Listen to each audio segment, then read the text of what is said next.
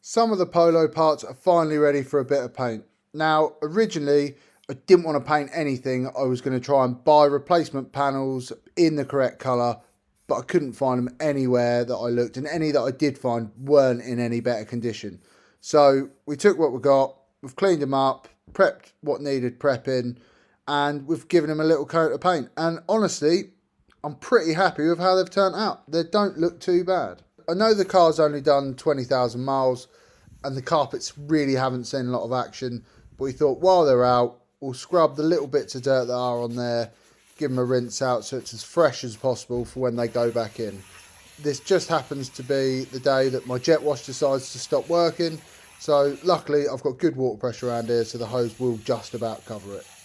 And while the carpet's hanging out to dry, the rear bumper's got a little scuff on it as well, so that's only about 8 bolts, so we got that off and I'll put that aside ready to sort out later on. Overall, the rear lights were in really good condition, other than one tiny little hole in the driver's side light, which once we got the bulb holder out, we realised was actually an air rifle pellet. So thanks to whoever done that. Fortunately enough, we found a really good condition second-hand one on eBay. So we'll quickly get them swapped over, and it was just the 3 10mm nuts and the one plug.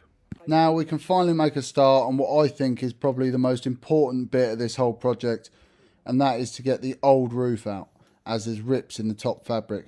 Now we've got the instructions from Volkswagen of how this is supposed to sort of go in and out, so it shouldn't be too bad, but we were trying to be really careful not to break any of the clips or damage anything in the process.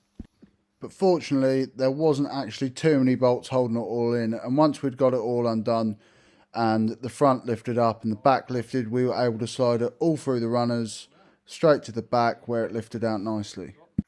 Now we've got the roof laid out on the table, we can separate the inner skin and outer skin and get like the skeleton frame out of the roof so we can work out what little cuts and bits we need to line up for the new one. And everything was absolutely perfect with the new fabric, so once we'd swapped the frame over, threaded the cables down the sides, and we spent a bit of time trying to make sure everything lined up perfectly where it should do, and then we were ready to start gluing.